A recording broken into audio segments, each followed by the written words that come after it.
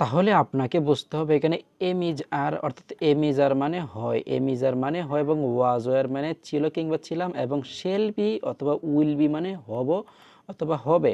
তাহলে এখানে কি আছে? ইউ আর এ প্লেয়ার, তুমি একজন খেলোয়াড়। যদি বলি ইউ ওয়ার এ প্লেয়ার, তুমি একজন খেলোয়াড় ছিলে। যদি বলি you will be a player, তুমি একজন খেলোয়াড় হবে। তাহলে সেন্টেন্সটা কিন্তু আবার নতুন সেন্টেন্স তৈরি হয়ে যাচ্ছে। যদি বলি you are not a player, তুমি একজন খেলোয়াড় না। যদি বলি you were not a player, তুমি একজন খেলোয়াড় ছিলে না। যদি বলি you will not be a player, তুমি একজন খেলোয়াড় হবে না। তাহলে এখানে সাবজেক্ট কি আছে? সাবজেক্ট আপনারা দেখতে পারতেছেন, এখানে সাবজেক্ট আছে ইউ, ইউ। তাহলে আমি এখানে যদি ইউ সাবজেক্ট পরিবর্তে আমি এখানে যদি যদি বলি আই এম এ প্লেয়ার, তাহলে হয় যে আমি একজন খেলোয়াড়। উই আর এ প্লেয়ার, আমরা একজন খেলোয়াড়। ইউ আর এ প্লেয়ার অর্থাৎ তুমি একজন খেলোয়াড়। ইউ আর এ প্লেয়ার, তোমরা একজন খেলোয়াড়। এবং দে আর এ প্লেয়ার, তারা একজন খেলোয়াড়। যদি বলি হি ইজ এ প্লেয়ার, সে একজন খেলোয়াড়। এবং শি ইজ এ প্লেয়ার, সে একজন খেলোয়াড়। এবং ইট ইজ এ প্লেয়ার, ইহা একজন খেলোয়াড়। আমি আপনাদের সুবিধার্থে কখন এম ইজার হবে এবং কখন ওয়াজ ওয়ার হবে, কোন সাবজেক্টের সাথে কী হবে, আপনাদের সুবিধার্থে আমি এটাও তুলে দিয়েছি। যে আমরা জানি আয়ের সাথে হবে ওয়াজ অথবা ওয়ার, এবং উই ইউ দে সাথে হবে আর অথবা ওয়ার, এবং হি শি এট অর্থাৎ আমরা যেগুলোকে থার্ড পারসন সিঙ্গুলার বলি এগুলোর সাথে হবে ইজ অথবা ওয়াজ। তাহলে আপনাকে বুঝতে হবে। এবং এখানে আপনার যে প্লেয়ার শব্দটা আপনারা দেখতে পাচ্ছেন, তাহলে আপনি এখানে এই প্লেয়ার শব্দটাকে পরিবর্তে আপনাকে যদি টিচার দেন, তাহলে শিক্ষক। যদি বলি ইউ আর এ টিচার, তুমি একজন শিক্ষক। ইউ আর এ ফার্মার, তুমি একজন কৃষক। ইউ আর এ স্টুডেন্ট, তাহলে যে তুমি একজন ছাত্র। ইউ আর এ কুকার, তুমি একজন রাঁধুনি। ইউ আর এ প্লেয়ার, তুমি একজন খেলোয়াড়। ইউ আর এ ড্রাইভার, তুমি একজন চালক। ইউ আর এ অ্যাক্টর, তুমি একজন অভিনেতা। ইউ আর এ স্মোকার, তুমি একজন ধূমপানকারী। ইউ আর এ রাইটার, তুমি একজন লেখক। ইউ আর এ লার্নার, তুমি একজন শিক্ষার্থী। ইউ আর এ ওয়ার্কার, তুমি একজন শ্রমিক। ইউ আর এ সিঙ্গার, তুমি একজন গায়ক। ইউ আর এ বিজি, তুমি একজন ব্যস্ত। ইউ আর এ হনেস্ট, তুমি একজন সৎ। ইউ আর এ বিজনেসম্যান, তুমি একজন ব্যবসায়ী। তাহলে আপনারা এখানে কি করতে পারবেন? আপনারা একাধিক সেন্টেন্স আপনারা তৈরি করতে পারবেন।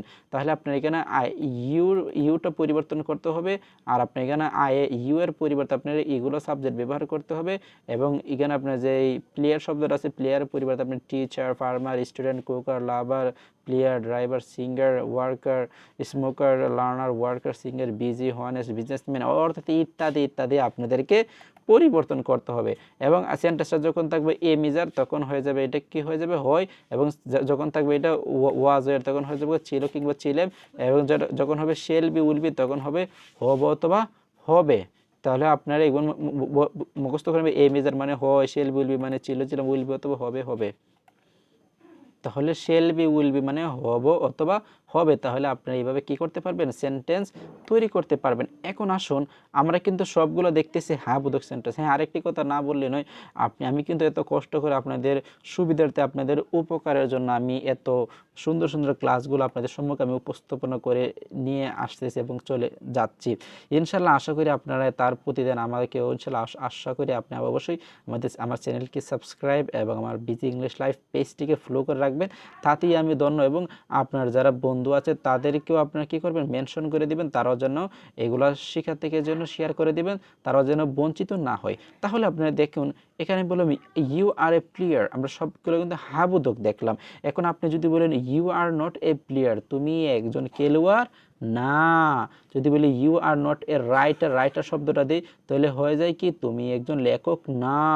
You are not a singer, তুমি একজন গায়ক না। You are not a smoker, তুমি একজন ধূমপানকারী না। You are not a driver, তুমি একজন চালক না। You are not a businessman, তুমি একজন ব্যবসায়িক না। তাহলে সেন্টেন্স কিন্তু আপনি একাধিক পরিমাণে আপনার সেন্টেন্স তৈরি হয়ে যাচ্ছে। তাহলে যদি বলি ইউ ওয়ার এ প্লেয়ার, তুমি একজন খেলোয়াড় ছিলে। You were not a player, তুমি একজন খেলোয়াড় ছিলে না। যদি বলি you will be a player, তুমি একজন খেলোয়াড় হবে। You will not be a player, তুমি একজন খেলোয়াড় হবে না। তাহলে আপনারা বুঝতে পারতেছেন এখানে আমি সাবজেক্ট কিন্তু শুধুমাত্র ইউ দিয়েছি। যদি বলি আই এম এ প্লেয়ার, আমি একজন খেলোয়াড়। উই আর এ প্লেয়ার, আমরা একজন খেলোয়াড়। যদি বলি ইউ আর এ স্টুডেন্ট, তুমি একজন ছাত্র। অফ স্কুলের, you are student of school, তুমি একজন স্কুলের ছাত্র। আপনার যে কোনো স্কুল বসতে পারে অবজেক্ট, আপনি যে স্কুলটা বসবে আপনাকে সেই স্কুলটাই আপনাকে কী করে দিবেন? অবজেক্ট আপনি বসিয়ে দিবেন। তারপর তাহলে আপনারা এখানে you are not a player, তুমি একজন খেলোয়াড় না। You are not a worker, তুমি একজন শ্রমিক না। তাহলে আপনারা যেগুলো প্রয়োজন আপনারা সেগুলো শুধুমাত্র বসিয়ে দিবেন। ওকে, তাহলে দেখুন আমরা সবগুলো কিন্তু হা বোধক দেখতেছি, এবং আমরা যদি এগুলোকে যদি আমরা না বোধক করি তাহলে আপনারা এখানে না বোধক দিয়ে আপনারা করতে পারবেন। তাহলে আপনাকে এখন এগুলো আমরা যদি কোয়েকশন করি, যদি বলি আর ইউ এ প্লেয়ার, তুমি কি একজন খেলোয়াড়? Why are you a player, তুমি একজন কেন তুমি একজন খেলোয়াড়? দেখেন আমরা এগুলোর পরিবর্তন কিন্তু আমরা কিন্তু আবার ডাব্লিউএইচ কোয়েকশন দিতে পারি। যদি বলি how you are a player, তুমি কিভাবে একজন খেলোয়াড়? কেন তুমি একজন খেলোয়াড়? Why are you a player, কেন তুমি একজন খেলোয়াড়? যদি বলি why were you a player, কেন তুমি একজন খেলোয়াড় ছিলে? Okay, were you a player, তুমি কি একজন খেলোয়াড় ছিলে?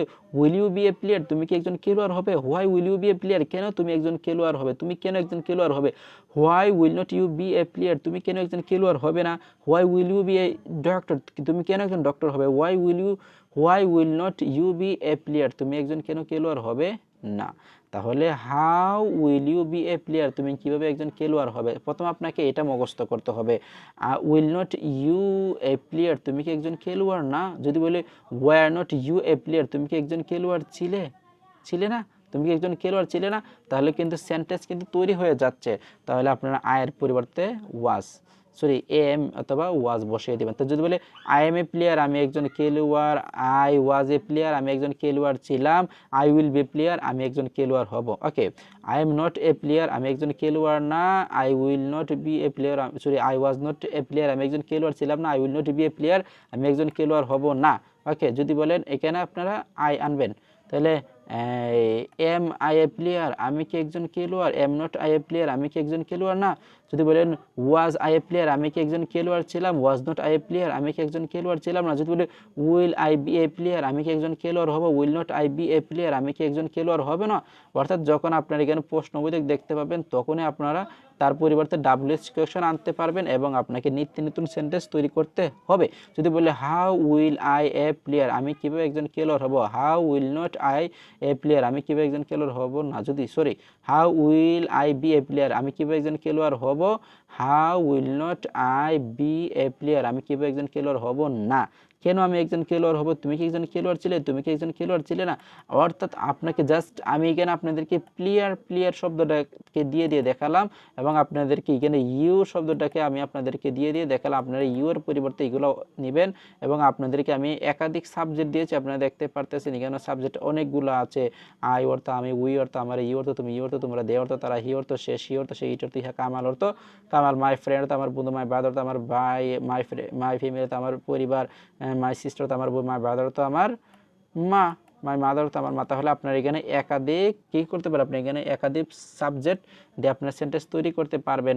তাহলে আপনি এখানে দিবেন একবার আর এর পরিবর্তে একবার দিবেন আর, একবার দিবেন ওয়াজ ওয়ার, একবার দিবেন শেল বি উইল বি। তাহলে আপনি এখান থেকে তিনটা ক্যাটাগরি আপনারা সেন্টেন্স তৈরি করতে পারতেছেন। অর্থাৎ একবার আপনাকে এম ইজ আর, আবার ওয়াজ ওয়ার, আবার এখানে শেল বি উইল বি, একবার am not is not are not, এবং আরেকবার ওয়াজ নট ওয়ার নট, আবার shall not be will not B.